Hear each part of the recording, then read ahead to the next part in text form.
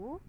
Okay, so pada petang ni Madam akan bagi sedikit taklimat tentang biology assignment semester 1 SB015 lah, session 2022-2023.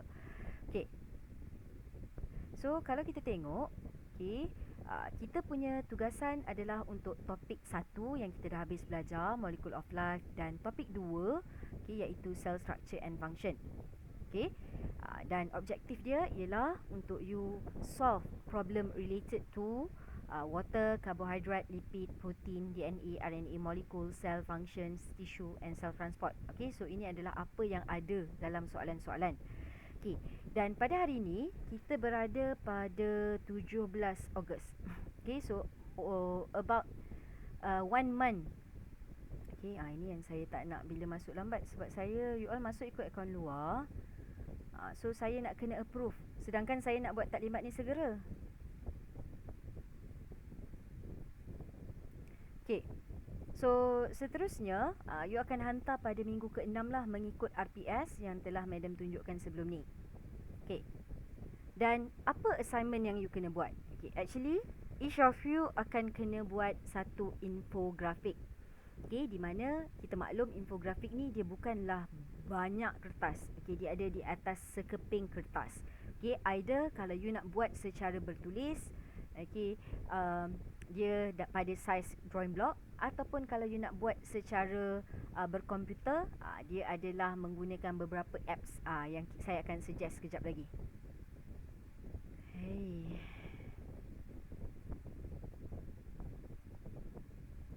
Okay, so kat sini dia bagi tahu, slide ni tadi saya ada share, infografik mestilah ada graphical visual. Maknanya dalam soalan yang you dapat nanti, dia mesti ada gambar rajah, a labeling diagram yang akan represent jawapan you kepada soalan yang you dapat.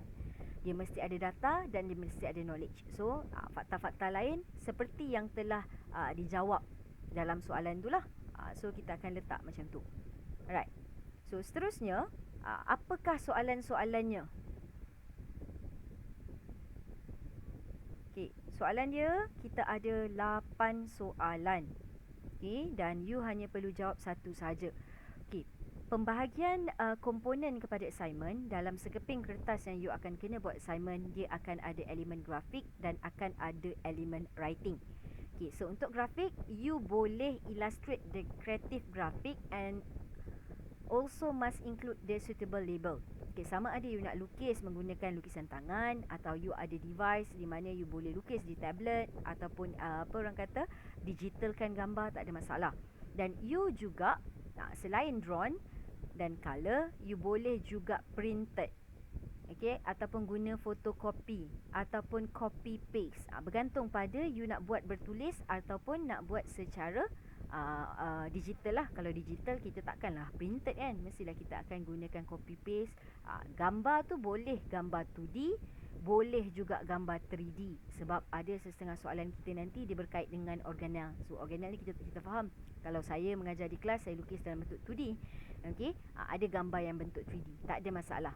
So mesti setiap soalan, kalau tiba-tiba you hantar tulisan saja, mesti you akan hilang markah sebab ada elemen grafik. Okay, sebab tu namanya infografik. Dan kita akan ada elemen writing, in which content of infographic must include the explanation. Ikutlah soalan tu minta apa, mesti ada explanation of structure, distribution, function or properties, depend on the question given. Okay, the information should be boleh handwriting, boleh typewriting. So siapa yang ada kemudahan untuk typewriting, boleh je buat secara digital, nak menggunakan Canva atau nak gunakan PowerPoint, okay, atau apa-apa apps lain. Asalkan okay, saiz dia akan mengikut apa yang saya akan maklumkan sekejap lagi. Okay, dan juga di-convertkan, maknanya masa you nak submit, upon submission you are going to convert that assignment kepada PDF format. Tak boleh hantar dalam bentuk grafik. Okay, sebab untuk kita tanda, kita kena dalam bentuk PDF. Okay,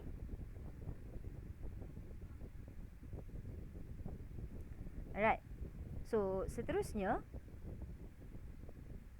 ini antara soalan. So you all pun boleh tengok, saya tak nak pergi go one by one, tapi untuk makluman, okay, student akan diberi hanya satu soalan. Sebab tu saya nak bagi taklimat hari ni, supaya you all boleh tengok-tengok dulu Dan saya rasa esok baru saya akan bagi list of untuk kita, you nak undi ke, you nak pilih siapa cepat, first come first serve. Saya biasanya akan buat a list dalam group kelas dan dia akan first come first serve. Okay, di mana satu soalan ni dia akan limit kepada beberapa orang sahaja. Bergantung kepada bilangan pelajar dalam kelas. Total ada 8 soalan. Kalau you tengok pada dokumen yang saya hantar di grup WhatsApp, dia lengkap 8 soalan. Tapi maksudnya contoh, you dapat soalan satu. So both anak soalan ini you kena jawab pada sekeping kertas tadi. Contoh dia suruh you illustrate and explain the the structure of two water molecule. So macam mana dua water molecule bergabung, you kena lukis, you kena label, and then you kena explain, state dan explain. State ialah 5 properties tu, apa statementnya dan apa penerangan dia. Dan penerangan dia pula berapa banyak you nak kena tulis apa semua, kena tengok betul-betul. Sebab kalau tidak, tak cukup markah you, okay, you takkan dapat markah penuh. Okay, so ini contoh soalan 2 berkaitan dengan formation of maltose. So jangan lukis maltose saja. Jangan lukis breakdown of maltose, jangan tambah. Kita jawab apa yang diminta. Illustrate, explain formation of maltose. Then apa yang dia suruh cerita? Dalam point lain you kena cerita 3 class of carbohydrate and its example. Dan state 2 properties of each class of carbohydrate. Kelas ni yang mana? Kan kita ada beberapa kelas karbohidrat kan. So tengok balik. You belajar dalam esok insyaAllah boleh dapat buku. Okay, buku dah ada petang ni. So boleh refer balik. Okay, so ini soalan 3. Soalan 3 pasal formation of dipeptide. Dan pasal level of protein dan structure and bond for each level of protein. Level of protein yang primary, secondary, tertiary tu.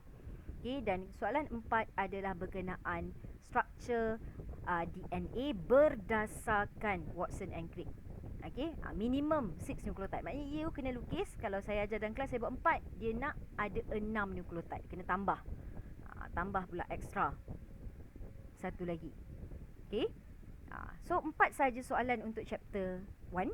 Dan 4 lagi soalan adalah chapter 2 yang kita tengah belajar sekarang. Yang pertama ialah berkaitan dengan mitokondrion. Okay. Yang kedua adalah chloroplast. Yang ketiga adalah endoplasmic reticulum. So when they are talking about endoplasmic reticulum, you must include both type of endoplasmic reticulum. Okay, which is smooth dan juga rough lah. Okay, dan soalan yang ke-8 adalah berkaitan dengan Golgi apparatus. And usually the second question is application question.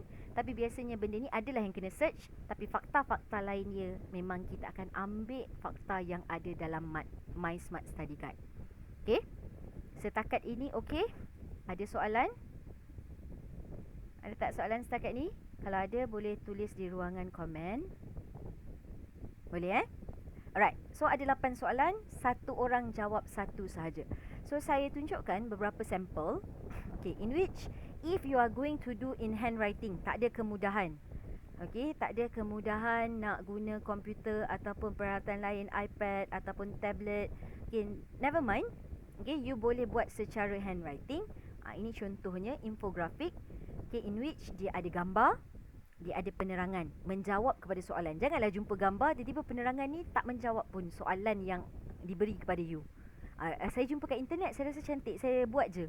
Mungkin you dapat markah gambar, tapi penerangan itu you tak dapat markah langsung. Okay, total markah kita 30 So you boleh buat secara portrait, boleh juga buat secara landscape. Ini contohlah tajuk lain lah, dua ni tak berkait pun.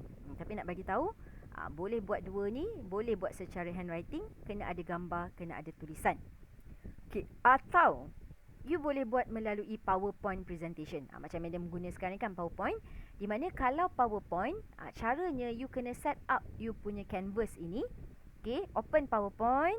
Saya ada bagi kan. You pergi pada bahagian design. Okay, dan you kena pilih slide size. Tukarkan kepada 16:9. Tak boleh buat lebih besar, tak boleh buat lebih kecil. Setkan. You punya display tu adalah 16:9. Okay. Dan background ke apa semua tak ada masalah, asalkan jangan sampai background tu menenggelamkan konten. Contoh, pergi buat warna shocking pink, lepas tu tulisan pula warna shocking green. Okay, yang menyakitkan mata. So kena sesuai. Kalau saya, tanya saya suka background putih. Okay, ataupun very mild background, tapi you punya content itself tu yang kena outstanding. Okay, dari segi gambar you, labeling you. Okay, atau kalau saya choose blank presentation lah. So PPT ribbon design 16:9. Okay, atau kalau canggih lagi, okay, yang mana ada akaun MOE dah redeem tak Canva ni? Kalau you redeem akaun MOE, you boleh dapat Canva for Education, ada banyak features. Okay, tapi kalau pilih, you boleh pilih. Kalau infografik dia tak dapat size 16:9. Okay, poster pun you kena resize balik, cari size dia. Kalau presentation ni memang automatic 16:9. Okay, kalau infografik dia ni memang jenis memanjang, so tak sesuai. Okay, so boleh juga sebab dekat sini dia banyak features. Cuma kalau you direct nak import image daripada Canva, saya tak suggest. So you boleh cari dari source lain dan upload. Okay, boleh. Alright, so itu 3 cara. Okay, format. Dari segi formatting, you kena bekerja secara individu, tak boleh secara berkumpulan. So this assignment is individual assignment. Okay, in which you boleh pilih nak handwriting atau electronic device. Okay, dan masa you submit, ada 2 page saja yang you submit. Satu, second page adalah infografik you. First page adalah cover. So kita akan provide cover. So cover tu you akan scan, tulis nama you atau sebagainya, masukkan maklumat. The first page, second page you scan ataupun compilekan PDF dokumen tu adalah infografik yang telah you hasilkan mengikut soalan yang telah you pilih. Alright. So seterusnya ialah presentation. Okay, kalau hard copy, size dia mesti size A3. A3 ni adalah size kertas drawing block, okay, yang besar tu. Okay, ataupun PowerPoint presentation yang madam kata 16:9 tadi, ataupun Canva. Kalau Canva ni saya tak suggest infografik sebab infografik dia jenis memanjang, kecil. So you boleh pilih untuk guna presentation. Okay, dan sekiranya bertype, tulisan yang you buat untuk display maklumat you tu mesti lebih besar dari 12. Okay, boleh pakai decorative font, okay, untuk tajuk. Tapi untuk content saya suggest sama ada Arial atau Calibri, sebab Times New Roman tak sesuai untuk yang secara berkomputer. So dia yang tak ada palang-palang tu kan. So kena yang macam ni. Okay, jangan dekoratif lah. Maknanya untuk tulisan yang fakta, jangan pergi buat tulisan sengit-sengit, tulisan sambung-sambung. Okay, it's very hard for examiners untuk mark nanti. Okay, total markah adalah 30 markah. Yang mana datang 30 markah, kita akan lihat kepada organisation of content. Yang detailnya you boleh tengok pada rubrik pelajar yang saya share pada grup kelas. Saya belum wujudkan lagi dokumen dekat GC, nanti pun akan ada. Okay, sebab saya share semua senang. Ada yang tak ada lagi akaun MOE kan. Okay, so organisation of content ialah susunan you. Kat mana you letak gambar. Okay, dia sebenarnya tak kisah. Asalkan susunan itu difahami, kemas dan berkait. Taklah gambar kat sini, tiba-tiba yang tu macam berterabur. So, kalau ini sebenarnya markah bonus. Kalau you buat tu kita faham, kemas, jelas, you dah dapat dah organisation of content punya markah 5 markah. Okay, problem identification 10 markah, diagram dan label. Min, ya. Record. Okay, so problem identification, diagram dan label. Maknanya kan tadi soalan tu ada illustration, diagram, ikutlah formation ke apa ke yang dia nak tu.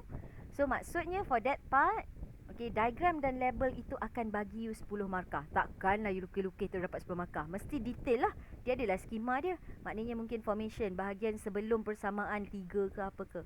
That's why, okay, I would request you to draft your assignment and submit. Okay, the draft. So, macam sekarang kita minggu 3. Okay, so pada kita akan pilih tajuk. Pada minggu 4 hari Jumaat, grup yang pilih, mana pelajar yang pilih tajuk 1 hingga 4 sebab dah habis belajar, diorang kena hantar draft. So, saya boleh berperingkat semak. Dan dia boleh terus betulkan. Okay, so masa tu saya akan semak lah. Saya akan guide lah. Okay, you tak cukup label. So, you kena dengar lah nasihat saya masa saya check draft tu. So saya tegur tu maknanya kalau berapa yang you dapat pada waktu saya tanda draft tu belum cukup sampai markah penuh, you kena betulkan. Okay, tapi tolong buat betul-betul.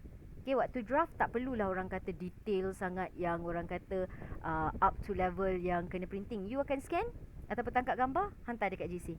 Okay, ataupun mana-mana yang tak ada GC tu, nanti saya akan directly personal PM saya. So saya akan tanda secara digital dan betulkan. Okay, ada problem lagi tak apa, hantar draft you. Tapi draft tu janganlah pergi conteng pakai pensel, maklumat pun tak ada. Ni tak apa madam, nanti kemudian saya buat. Yang ni madam, kemudian saya buat. Saya tak nak macam tu. Dia dah macam assignment, cumanya kalau warna tak payahlah warna lagi. Kan ada setengah orang dia nak warna pakai colour pencil ke carry on ke. Warna tak payah. Hantar dulu gambar yang sebenar, label yang sebenar, ayat sebenar yang menjawab. Saya semak yang tu dulu. Okay, supaya saya nak tentukan ni. Dah boleh dapat markah penuh tak? And then adalah analisis. Tadi ada anak soalan di mana you kena jawab. Okay, contohnya dia tanya nyatakan sel-sel di mana apa, nanti you buatlah. Okay, cell that have mitochondria adalah apa. Kat situ, kalau part analisis you betul, you dapat lagi 5 markah. Okay, dah 20 markah kan? Another 10 marks adalah distribution, function, comparison, property. So, dia depend pada question.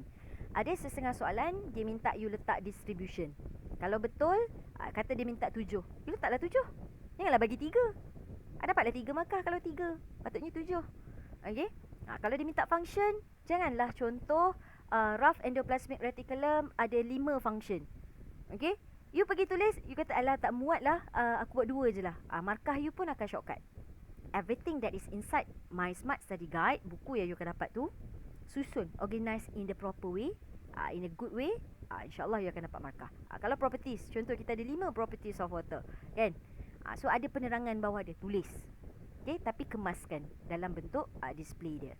Okay, dan rujukan yang you guna, even though you are going to refer to My Smart Study Guide, so you tak boleh jadikan My Smart Study Guide tu sebagai reference. Letak dia sebagai My Smart Study Guide sebab dia tak ada penulis. Penulis tu kita orang. Tapi kita orang memang refer kepada Campbell. Okay, kat library ada buku Campbell ni, cuma page mana kenalah berkait dengan bab you. Kalau Molecule of Life, page berapa. Jangan salin yang ni. Okay, cara penulisan is begini.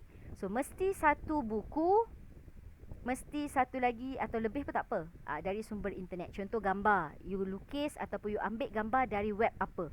Ambil web itu, letak di bahagian references. Okay, two relevant references. Okay, ini tak ada markah, tapi tak buat ataupun tak cukup, kita tolak markah. Okay, right. So sekarang kita berada di minggu 3. Okay, kelas kita agak lambat sikit, di mana kelas kita baru nak buat presentation kan minggu ni kan, tak sampai animal tissue rasanya untuk minggu ni. Okay, so kita akan pada minggu ni kita try lah. Okay, habiskan. Kita akan submit assignment pada ni lain ni saya rasa. Kena tengok CS kita. Macam lain je. Ni kita punya ke? Ya kot. Okay, show the draft for your lecturer. Dia kata week 5, tapi saya tak nak week 5. Okay, saya dah bagi minggu 3. Okay, by this week kita akan pilih, pastikan senarai itu dah penuh. Okay, ikut kota. Siapa yang buat chapter 1, dia akan hantar draft pada hari Jumaat.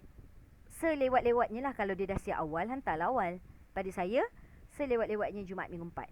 So yang minggu 5 ni, sebab by minggu 4 insyaAllah kita akan habis belajar chapter 2. Okay, dan you all akan hantar pada minggu 5 sebelum hari Jumaat. Okay, dan you akan balik bercuti pada minggu ni. So cuma yang minggu kelima ni, sebab since saya pun akan pergi ke Kakom. Okay, Hari Merdeka adalah 31 Ogos. Okay, so tolong hantar pada saya sebelum 31 Ogos, supaya hari 31 Ogos ni saya boleh respon pada you. Kalau tidak, you terpaksa tunggu saya balik dari Kakom. Hari Selasa tu baru saya boleh tengok assignment you. Dan you kena siapkanlah waktu dalam cuti, sebab naik cuti kita akan terus submit pada hari Isnin. Okay, complete your assignment, make correction. So nanti kita akan submit pada 12 hari bulan 9, Isnin. Okay, melalui Google Form. Mungkin Google Form. Okay, sebab ada Google Form ni, saya rasa saya nak khaskan untuk rakan-rakan kita yang tak boleh ada dekat GC. Mana-mana yang boleh di GC, dia akan submit di GC lah. Okay. Hai, orang dah nak habis taklimat baru masuk ke mana ni. Okay, so sikit lagi. Bila nak hantar, macam mana nak hantar?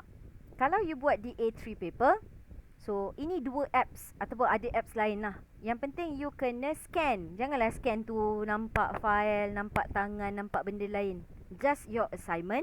Okay, kalau saya suka Cam Scanner.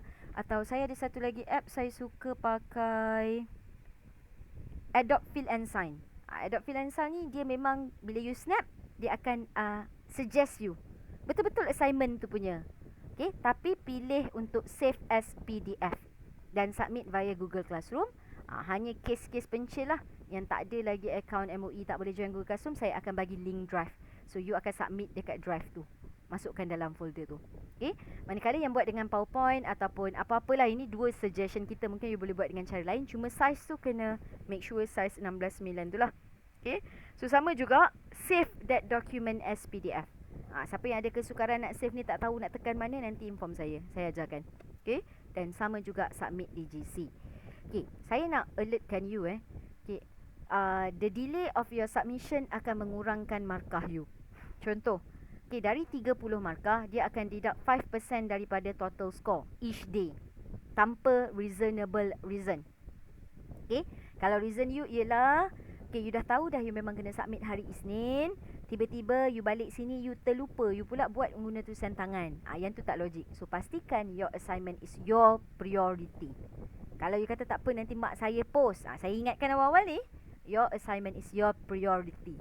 Okay, baju tu kemudian, assignment dulu. Sebab this will contribute to your mark. Bukan saya tak nak bagi budi bicara, saya nak you ada rasa responsible. Okay, right? So satu hari you akan hilang 1.5 markah. Nampak sikit dari 30, tapi you dah rugi. Daripada elok-elok tak payah hilang, boleh dapat markah penuh. Tapi the delay of submission ini akan menyebabkan kehilangan markah. Sebenarnya masa yang diambil untuk buat assignment ini adalah 3 jam pun dah boleh siap, kalau you fokus. Okay, so prepare your draft, submit to me. So kalau saya dah betulkan, you boleh buat sebelum cuti lagi, you dah siap. Tinggal nak submit. Atau ada yang nak request nak submit awal. Bila saya tengok dah okey, saya suruh submit awal. So waktu cuti you takkan langsung terganggu. Okay, you dah besar. Okay, the decision is yours. Fikir yang terbaik. Okay, if your mark is 28, okay, you lewat pula satu hari, markah you akan tinggal 26.5 sahaja. Okay, dari 30 ni kita akan jadikan 15% lah untuk tugasan. Okay, dan target saya, okay, my target is, okay, all of my student, okay, boleh dapat markah penuh. Kalau dia dengar cakap saya lah. Okay, so saya ada juga kepilkan this one. Ini dalam bentuk yang memang handout lah. Okay, inilah 8 soalan. So yang tadi pun saya ada kepilkan. Okay, apa yang perlu buat, format tadi, semua ada di sini juga. Okay, contoh. Okay, saya dah bagi. Dan dari segi rubrik, okay, inilah yang tadi tu saya kata, yang ni macam mana. Macam contoh problem identification tadi, dia 10 markah kan. So ada 2 perkara dia tengok. So you boleh tengok lah beza dia. You buat assignment yang not organised, you dapat 1. You buat yang proper, yang elok difahami, you akan dapat 5. Okay, you dapat jawab soalan dengan betul, ada gambar, ada label, you dapat 10. 5 kat sini, 5 kat sini. Tapi kalau you ada gambar, tapi you tak ada diagram, mungkin you dapat 5, this one you dapat 1. Dah kurang markah. Untuk analisis, kan, apa yang dia suruh describe tu, you describe dengan betul, tak cukup, tak point you. Okay, able to describe, formation very clear, accurate, tepat. Sebab suruh ambil dari buku je pun. Ni rupa buku you. Tada. Okay, dah dapat buat dengan tepat, dapatlah markah penuh. Okay, application pula adalah beberapa soalan application di mana dia suruh cari, contohnya mitokondria banyak kat sel mana atau sebagainya kan. So you kena tengok lah. Contoh dia ada, dalam setiap soalan ni dia ada application dia. Contoh macam ni kan. State 5 example of cell in human body that contain numerous Golgi apparatus. Okay, yang ni adalah yang application tu. Okay, then explain its function respectively. Ini dia suruh terangkan function Golgi apparatus, terangkanlah yang apa semua tu kan. So inilah 8 soalan. Okay, setakat ini faham tak? Okay, sebenarnya kalau saya